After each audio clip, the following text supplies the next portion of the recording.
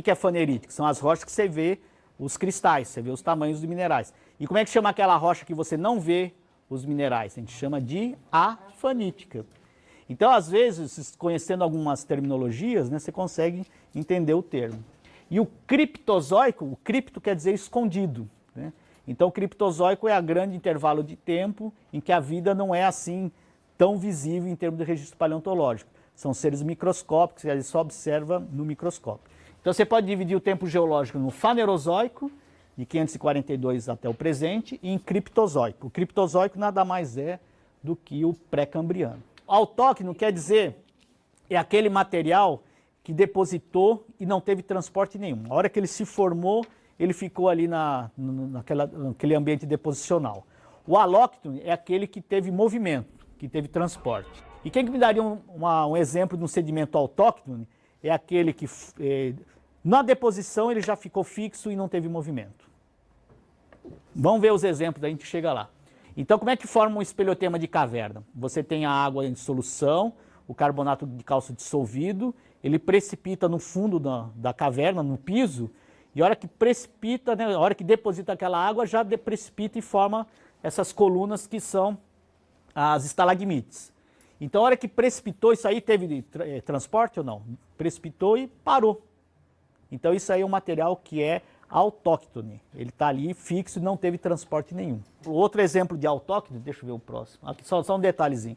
Isso aqui é uma estalagmite cortada no meio, foi depositando, formando a caverna, formando essas lâminas, uma depositada sobre a outra, aí ao longo de 10, 20, 30 milhares de anos. Tudo isso aqui é um sedimento autóctone, porque ele formou, depositou, não teve mais nenhum transporte. Agora, um outro exemplo contrário. Você tem um ambiente marinho, forma uma concha. O animal morre, aquela concha fica ali em movimento até se depositar. Aquela concha é um material alóctone ou autóctone? Ele é alóctone, porque teve transporte. Então, ó, outro exemplo. Você tem uma bacia em um ambiente evaporítico, muita evaporação, o sal dissolvido precipita e fica ali fixo. É alóctone ou autóctone? Autóctone, né? Então, todos os sedimentos evaporíticos, eles são autóctones. Teve movimento, é alóctone. Então, aqui, ó, um coral. O coral vai formando o esqueleto coral, vai crescendo e fica ali fixo. Aí depositarei em volta dele, vai virar um fóssil. Aquele edifício de coral, aquele esqueleto, é um material autóctone, porque não teve transporte. Aqui é até interessante uma estrutura, que são os atóis, né? Você tem a formação de um cone vulcânico, e em volta do cone vulcânico tem todo um crescimento dos recifes de coral, e depois o cone vulcânico, geralmente constituído de cinza, material não muito resistente, ele é erodido e vai sobrando essa coroa, que é o que a gente chama de um atol. Esse material fixo, né, formou ali fixo, e não teve movimento, é um material autóctone ou alóctone? Autóctone, porque ele está fixo. Isso aqui mostra essa estrutura bem circular, é um atol, é o coral que desenvolveu, cresceu ali e ficou fixo. Então é um material autóctone. O estromatólito, né, que é aquela estrutura associada a esteiras microbianas. Isso aqui são estromatólitos lá da formação Bocaina, do grupo Corumbá, em Mato Grosso do Sul. É uma estrutura toda laminada, vocês percebem aqui, forma até estruturas de grande porte. Esse é o material, quer dizer, você tinha a água, as esteiras microbianas ali precipitando carbonato de cálcio e não teve mais movimento. Esse material é alóctone ou autóctone? Autóctone, né? O caso do material evaporítico, né? Tem a silvita, que é um outro sal, que é um cloreto de potássio, a gipsita, a halita. Tá a água ali com a solução, evaporou, precipitou o material. Aquilo é autóctone ou alóctone? Autóctone. Bom, aí os carbonatos clássicos, aqueles que teve uma origem orgânica, uma atividade biológica e depois foi retrabalhado, né? Vamos ver esse caso. Isso aí nós já mostramos o exemplo, o amonite. Esse aí, o organismo morreu, você tinha a concha, essa concha ficou ali dançando pelo ambiente até depositar. Esse material é alóctone ou autóctone? Alóctone. Tem movimento, é alóctone. Esse é o material que eu já tinha adiantado para vocês, que forma em grande profusão lá nos mares das Bahamas. no Mar das Bahamas, ele está bem distante das áreas continentais, então tem praticamente nulo aporte terrígeno, quer dizer, os rios depositam todo o material que sai nos rios, nas foz, ficam próximo dos continentes. Então, naquela região mais distante das costas, não tem nenhum aporte terrígeno. E aí você tem grãozinho, isso aqui tem por volta de 2, 3 milímetros de diâmetro, um grãozinho, um fragmento de concha, um pedacinho de qualquer material, ele fica se movimentando naquela água para lá e para cá. E em volta dele vai sendo depositadas lâminas concêntricas de carbonato de cálcio, de tal forma que no final ele fica com essa forma parece um ovo. Por isso que a gente fala que são ooides ou oólitos, todos de carbonato de cálcio. Então nas Bahamas as areias são todas desse tipo de material, não é grão de quartzo como as areias em outras áreas. O outro tipo de sedimento são os sedimentos orgânicos, isso aqui é uma região de mangue. O mangue é aquela água parada, grande atividade biológica, grande produção de matéria orgânica, e como a água é relativamente parada, com baixo teor de oxigênio, isso proporciona a preservação de grande quantidade de matéria orgânica. Essa matéria orgânica vai sendo depositada e vira uma argila orgânica, que é a turfa lá, viu? Então, esses sedimentos orgânicos eles vão se acumulando. O primeiro estágio de acúmulo de matéria orgânica é a turfa. Isso depois, com a compactação e a evolução desses sedimentos, vai aumentando cada vez mais o teor de matéria orgânica. E vamos vendo aqui a porcentagem. As turfas têm 55% de carbono. O carvão tem várias categorias de carvão. A primeira fase são os lignitos, né, que tem 70% a 75% de carbono. A hulha, 85%. E o antracito, que é o carvão de maior teor calorífico, chega até 95% de carbono, né, que é o carvão mineral. Né. Isso aí são todos exemplos de sedimentos orgânicos.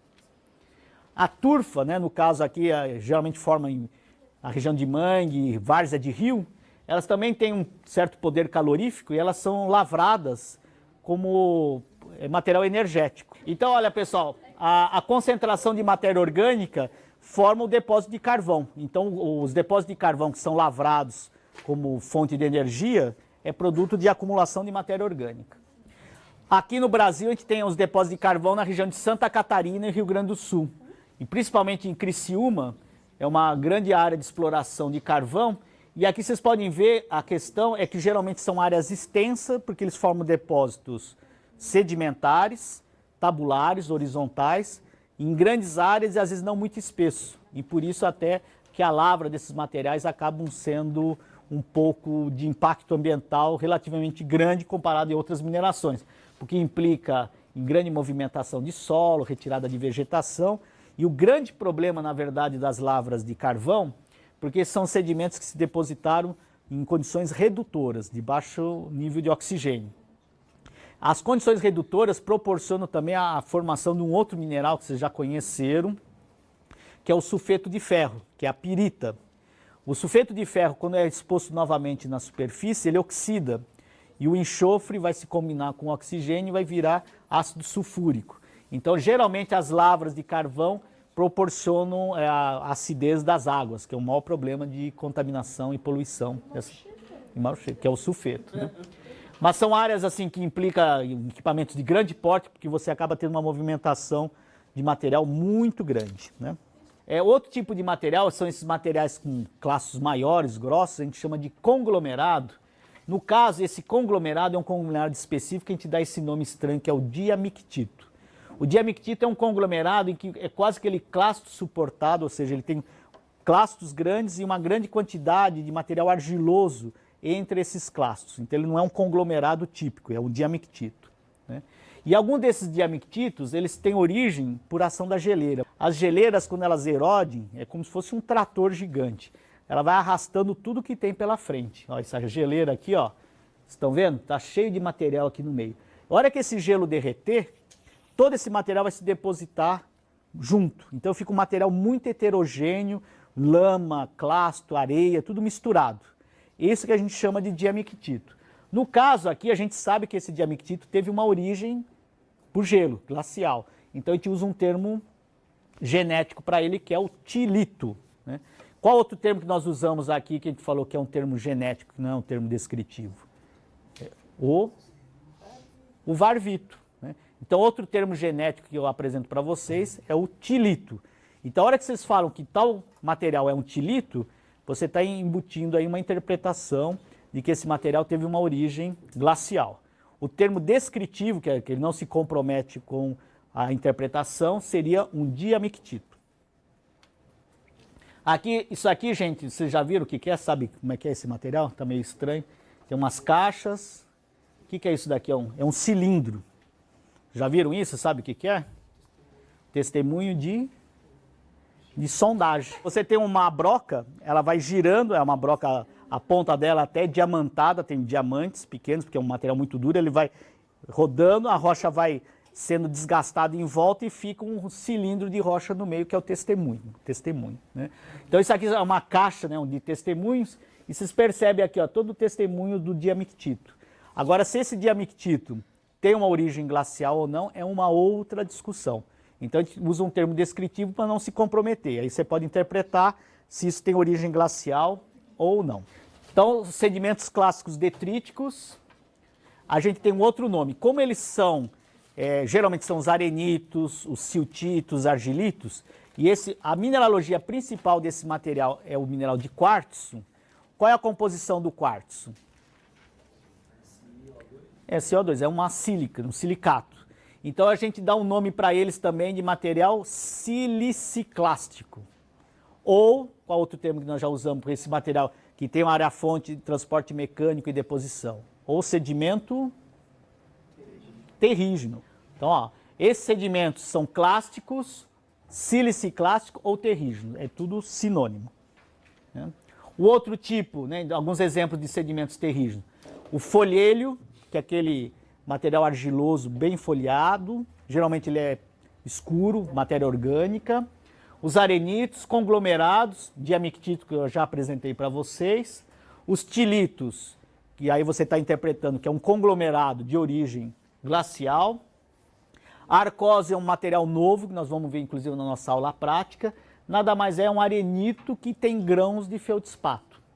Porque geralmente o arenito tem grãos de quartzo. O arenito que tem grãos de quartzo e de feldspato, a gente dá o nome de arenito feldspático ou arcósio.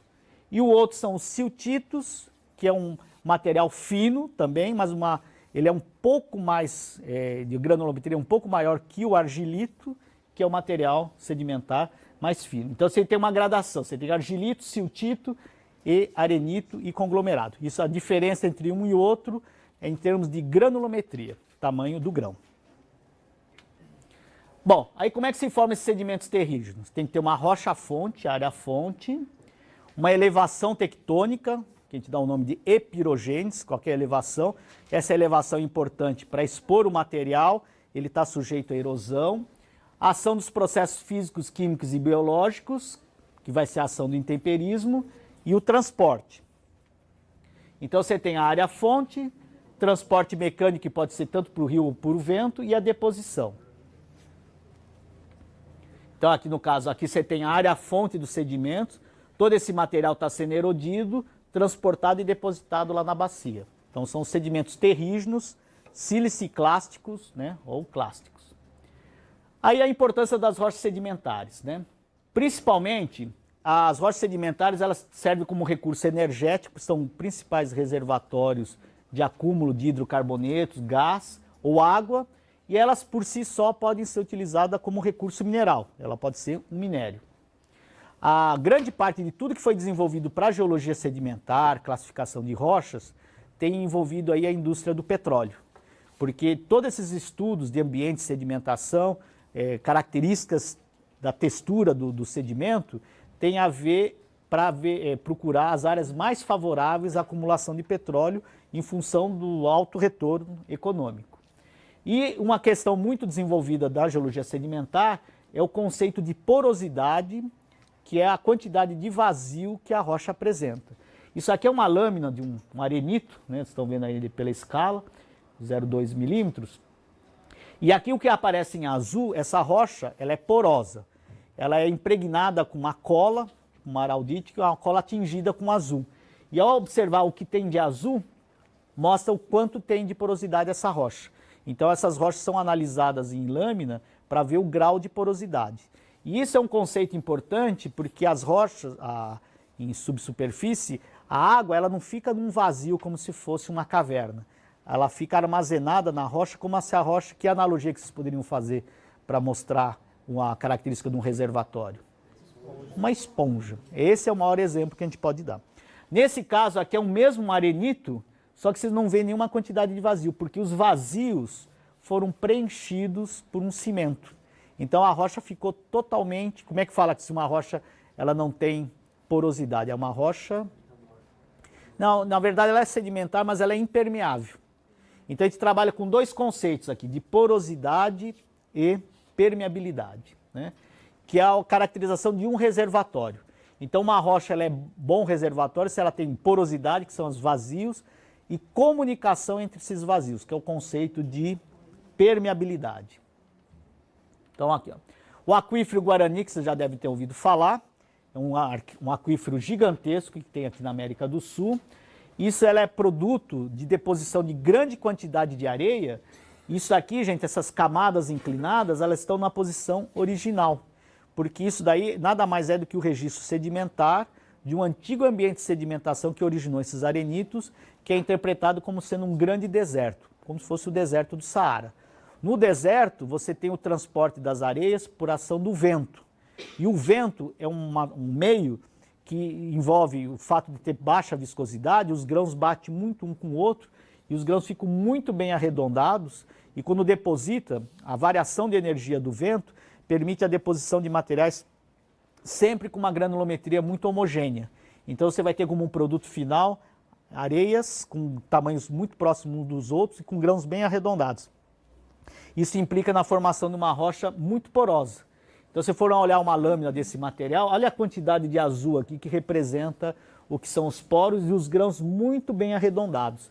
Então o aquífero Guarani é um grande reservatório de água porque ele é produto de um processo sedimentar num ambiente desértico por ação de vento. A gente fala, são arenitos eólicos. Então, geralmente, os arenitos eólicos são excelentes reservatórios. Então, esse material aqui é representado aqui por essa figura, depois essa grande quantidade de areia depositada com a abertura da América do Sul, com relação à separação com a África, subiu grande quantidade de material magmático e formou pacotes muito espessos sobre eles, aqui representados pelas letrinhas V, de derrame de basalto, que protegeu esse aquífero em profundidade. Então aqui uma observação de onde afloram esses arenitos aqui na cuesta, na Serra de São Pedro. O calcário, né, em função da sua composição, que é o carbonato de cálcio, é um material bastante útil para a fabricação de cimento. E o dolomito, que já foram apresentados. Como é que a gente diferencia o calcário do dolomito? Uma técnica bastante utilizada. Usa HCl, né? Pinga o HCl, o calcário calcítico, efervesce bastante e o dolomítico pouco. Isso em função da composição, ele tem íons de magnésio, né? Então ele é utilizado, como ele não serve para fazer cimento, pela presença do íon magnésio, ele é usado para moer, jogar no solo, ele corrige o pH e introduz o magnésio. Grande parte dos materiais para a construção civil vem do material sedimentar, a própria areia, né, para a construção civil, a argila para fazer cerâmica e a brita, às vezes é utilizada o cascalho para uso como brita. Os evaporitos, muitos evaporitos são sais, gipso, né, que é a gipsita, que é utilizada na construção civil. Para fazer, quem mexe, que entende de agricultura aqui, ou já trabalhou, quais são os elementos primordiais utilizados para fertilizante? NPK, nitrogênio, fósforo e potássio. Então, grande parte do potássio vem dos depósitos evaporíticos, né? Nós temos umas minas lá em Sergipe, que é umas minas de subterrânea, em que lavram grandes depósitos de sal. E o sal, o que tem a ver, né? A gente já ouviu falar do tal do pré-sal. Eles foram, na evolução das bacias costeiras, onde tem o petróleo, teve uma fase que formaram ambientes de golfo, de água parada, de intensa evaporação. Então esse sal que está lá no famoso pré-sal, né, nas bacias costeiras, elas são rochas evaporíticas. E o sal ele tem um comportamento plástico. Ele, sob pressão, ele forma esses domos salinos. E ele, como ele tem uma densidade menor, a tendência é ele subir. E esse é o maior problema de perfuração no pré-sal, porque a hora que você faz o furo e tira as brocas, a tendência é o buraco não ficar daquela forma. Ele acaba tentando se fechar, porque ele tem um comportamento relativamente plástico. E ele também, por ser uma rocha muito impermeável, ele é um excelente selante. Então, por isso que o pré-sal tem muito petróleo, porque esse sal aprisionou o petróleo lá embaixo, naquelas camadas, e não deixou ele subir. E é uma grande quantidade de sal que tem lá. O problema é que só agora eles estão sendo extraídos, porque eles estão em grandes profundidades, 3, 4 quilômetros de profundidade abaixo do fundo do mar. E também por ser um material muito difícil de perfurar. Então, para se saber onde que estão essas acumulações de petróleo, o pessoal que trabalha com pesquisa nessa área trabalha com métodos indiretos, que são os métodos geofísicos. Eles vão puxando com embarcação, eles fazem umas detonações, ou são uma fonte sonora por ar comprimido, e esse aqui em laranja são os geofones, né? Então ele emite uma fonte sonora, essas ondas se propagam, e como ele recebe desses geofones, isso ele processa em termos de informática, geram imagens como essa daqui, que é como se fosse uma imagem do subsolo naquela região. E essa imagem mostra exatamente as camadas, como elas estão, e nessa situação eles mapearam perfeitamente um domo salino. Esse domo salino, como é um material impermeável, isso aqui pode ser uma armadilha para o petróleo, e há grande chance de abaixo dessa área vir a ter um reservatório de petróleo. Então, dessa forma, que o pessoal que trabalha com isso localiza as áreas favoráveis a fazer uma perfuração. Você tem ideia de quanto custa um poço desse de perfuração? É bastante, né? Um poço na bacia de Campos está por volta de uns 10 milhões de dólares. No pré-sal é coisa de 40 a 50 milhões. Né? E no pós-sal, né, que é acima do sal, a chance de acerto é de 10%. Você fura 10 poços, que dá, quer dizer, você perde os outros. A vantagem é que no pré-sal é quase que 100% de chance de acerto. Furou, achou petróleo. Né? Então, por isso que está toda essa agitação em cima desse novo reservatório. Aqui uma outra situação, mostrando aqui uma alternância de material argiloso e as camadas de areia, que são as camadas mais permeáveis, onde o petróleo migra. Ele vai migrando, na hora que ele encontra um corpo de sal, que é impermeável, ele fica aprisionado. Por isso que eles mapeiam em subsolo esses domos salinos, né? Porque aqui, se furar, tem grande chance de achar o óleo, né? Certamente nessa situação, aqui, se o furo parar por aqui, vai achar um reservatório bom, mas que está sem petróleo. Então, às vezes, você tem a situação favorável, você tem uma armadilha, você tem uma situação que permite acúmulo de petróleo, mas não acumulou. Então, nós temos aqui no caso, dois tipos básicos de rochas sedimentares. Umas são aquelas que teve uma área-fonte, o transporte mecânico, o clasto vem de forma mecânica e deposita na bacia.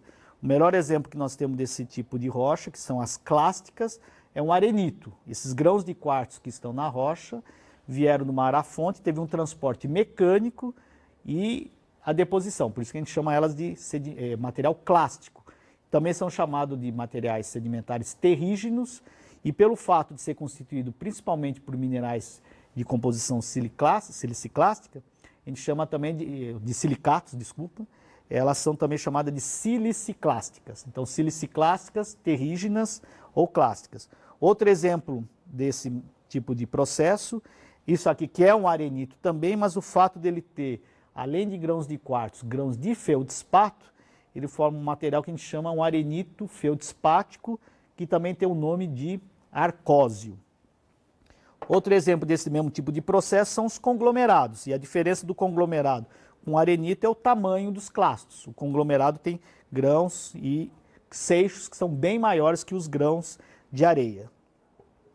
Outro material sedimentar é aquele que da área-fonte para a bacia não veio o material de forma clástica, mecânica, mas veio em solução, na forma de solução química, e essa solução química, por processos biológicos ou químicos, leva à precipitação do material no próprio ambiente sedimentar, que é o exemplo do calcário, ou esse material que é um pouco mais claro, que é o dolomito. Outro exemplo bastante particular e bastante interessante são as formações bandadas ferríferas, que elas chamam a atenção por essa alternância. Aqui essas camadas mais cinzas são camadas de ferro, do mineral hematita, alternada com camadas de sílica. Essa alternância de ferro e sílica, que formam formações bandadas, elas recebem o nome de BIF, que é a sigla de Banded Iron, Iron de ferro, Formation. Então os BIFs são os Banded Iron Formation. Outro tipo de material são os materiais de origem orgânica, isso que forma uma argila orgânica, que é a turfa, e a grande maior concentração de matéria orgânica forma um material de até maior poder calorífico, que é o carvão mineral, que recebe o nome de antracito. Então, concluindo, nós temos esses diferentes materiais que vocês vão identificar em tipo de processo. Se é o processo clássico, siliciclástico, ou sedimentos terrígenos, ou sedimentos orgânicos, biogênicos e químicos. E tem ainda o terceiro processo, que nós não temos nenhum material aqui de aula, que são os processos piroclásticos. E assim a gente encerra a parte dessa aula com os processos sedimentares e os seus produtos. E na próxima aula nós vamos ver o terceiro tipo de processo formador de rocha, que são os processos metamórficos, cujos produtos são as rochas metamórficas.